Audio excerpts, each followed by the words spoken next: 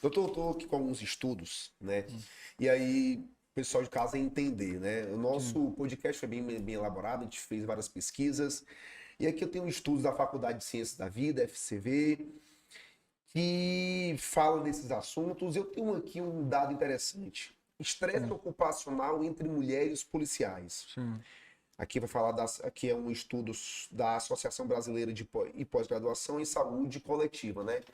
E aqui também fala, né, que além de outros sintomas de estresse percebidos pelos policiais, aí tem vários aqui: insônia, dor de cabeça, dor de estômago, dor muscular, hipertensão, ansiedade, taquicardia e, por incrível que pareça, queda de cabelo. Nós sabemos que a atividade policial, de modo geral, é estressante, não tem como você evitar. Até porque você lida com o público. O policial, ele tende a evitar problemas, tende a resolver problemas, ou chega depois que o problema acontece, a intenção é amenizar. Sim. Tá. E o estresse, né? O estresse, de um modo geral, como é que ele influencia, o porquê que ele influencia na queda de cabelo? Certo. Entenda que, vamos pensar aqui o cabelo, né, do ponto de vista prático, né? Entenda como o cabelo, como se fossem pequenos micro-organismos, pequenas plantas, né? Imagine que a região do couro cabeludo você esteja com uma horta, certo? Imagine que se você deixa de ofertar a nutrição adequada, certo? E a quantidade de nutrientes adequados para aquela região, ele vai diminuir a oferta de alimentos, diminuir a oferta de oxigênio, e aquela horta, obviamente, aquela planta, ela não vai se desenvolver adequadamente. Certo. Imagine que as plantas mais existentes vão persistir por mais tempo. As plantas mais frágeis, né, vão cair antes, né? Então, você tem que ter consciência que o cabelo é como se fosse uma planta, certo? Qual é o tipo de nutrição, né? É o que você está comendo. Se você come alimentos muito cheios de conservantes, né? Alimentos que podem causar algum tipo de destruição, afetar de alguma forma o seu intestino, né? Você vai ter um prejuízo também no crescimento do cabelo. Aí você falou de estresse, né? Eu falei da questão do cortisol, né? Do segundo pico de cortisol, né? Quando você não tem um aproveitamento adequado do oxigênio, né? Você libera mais radicais livres. Os radicais livres têm uma tendência maior a destruir as células que estão proliferando, justamente para poupar o organismo, para sobrar mais nutrientes para os tecidos vitais, né? Então, acaba que o cabelo é reservado a um segundo plano em termos do organismo, né? Porque ele não é vital. Entendi. Mas, de uma forma ou de outra, vai ser afetado como? No seu psicológico, né? No seu dia a dia, no seu social. Quando você tiver perdido uma boa parte dos fios, aquilo ali vai deixar você com a sua personalidade um pouco afetada, né? O seu autoestima vai mudar, né? Então, nesse sentido, é importante que seja tratado o quanto antes. Tá. Lá na sua clínica, o senhor me falou que o senhor já atendeu diversos policiais, Sim, né? sim. E geralmente quando eles chegam, o argumento é que eu vinha caindo há muito tempo e potencializou durante a atividade policial. Sim. Existe essa potencialidade mesmo depois que entra, Sim. quando eles relatam? Sim. Devido à questão a maioria deles é questão de escala, né? Mas a maioria dos policiais existe uma carga tão interessante, porque o policial, ele está exercendo a atividade, né? Mas ele sabe que ele poderia, como sobra muito tempo, né? Devido aos intervalos das escalas, ele quer fazer alguma atividade. Entendeu? Então, assim, geralmente é ajudar a esposa em algum negócio, né? Direto ou indiretamente, né? Ou algum tipo de trabalho. Então, assim, ele sempre se compromete de alguma forma, né? Entendi. O tempo que ele tinha livre, ele acaba ocupando com outros Seja serviços. com estudo, seja com, né? E isso aumenta muito a carga de trabalho, porque um estudo não deixa de ser um trabalho, né? Sim. Você se submeter a um outro tipo de emprego também não deixa de ser um trabalho que pode comprometer um horário de descanso adequado, né? Então, muitas vezes, no dia que ele vai dormir 1, 2 horas da manhã, que era para ele dormir, né? 6, 7 horas, ele está acordado, né? Para iniciar uma nova jornada de trabalho.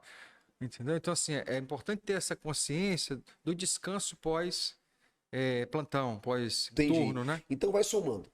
Noite mal dormida, estresse, né? E aí entra um outro fator que o senhor comentou e eu já quero puxar o gancho também, que é a alimentação. Sim, Que é a perfeitamente. alimentação, né? Inclusive, tem alimentos que contribuem para a Sim, queda, sim. tem alimentos que retardam a queda de cabelo. O Isso, senhor pode citar para gente, do nosso dia a dia, né?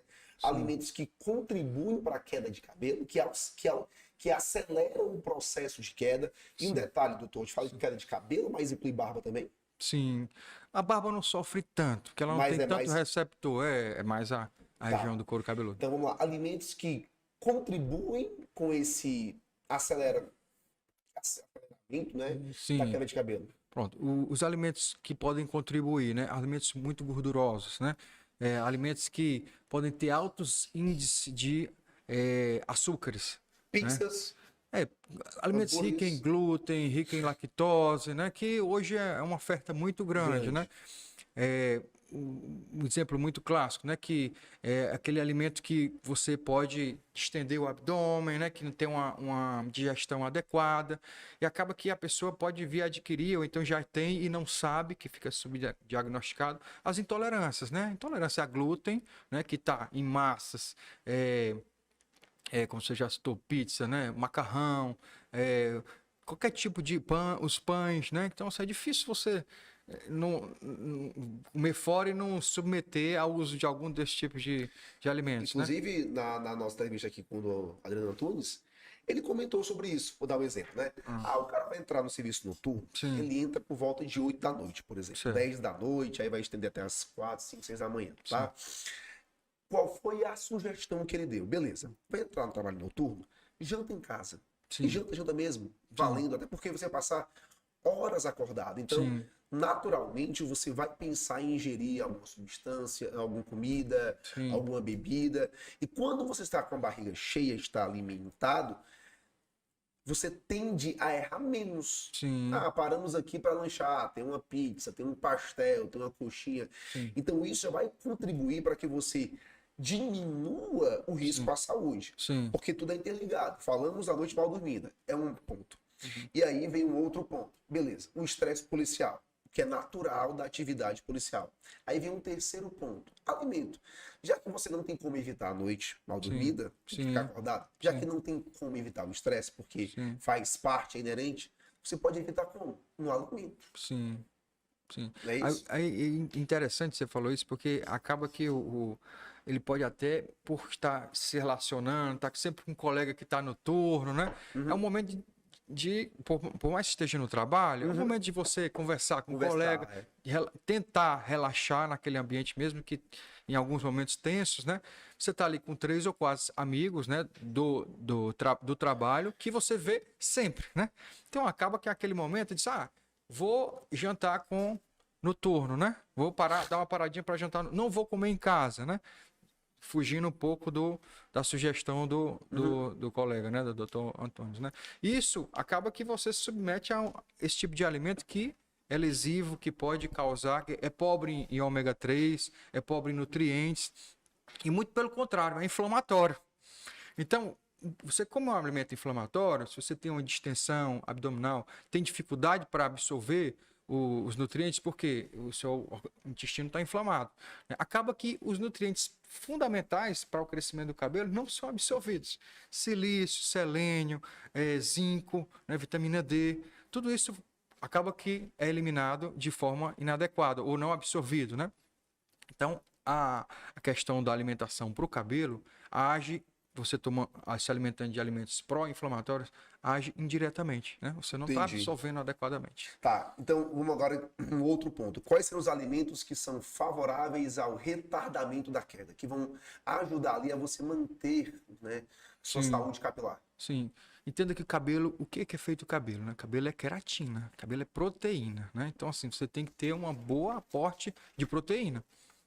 Então, assim, muitos pacientes tomam whey, muitos policiais fazem uso do whey, né? O whey é um aporte muito interessante, não estou fazendo propaganda, mas é porque, entenda, são 18 tipos de aminoácidos, né? Dentro do whey. Dentro do whey, né? Acredito que na natureza deve ter em torno de 20. Desses 18, 9 são essenciais, que assim, ou seja, você tem que ingerir, né? Se você não ingerir, ele não vai se transformar no que há mais necessidade. Dos 18, 9 podem se transformar, então considerados não essenciais, né?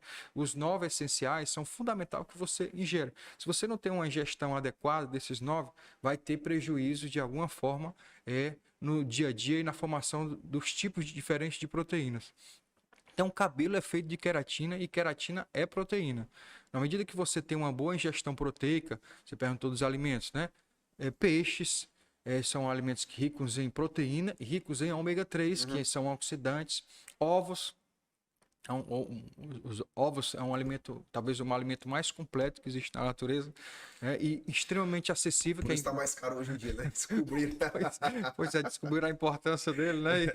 Mas é um dos alimentos mais completos e muito rico em proteína, né? E cabelo é feito de proteína, né? Então, cenoura, fora as outras leguminosas, né? Cenoura, que é rica em beta-caroteno, que também é extremamente importante. Vitamina A, vitamina E, que são antioxidantes, também são importantes para a síntese da matriz do cabelo, né? Então são fundamentais para esse tipo de crescimento. Entendi.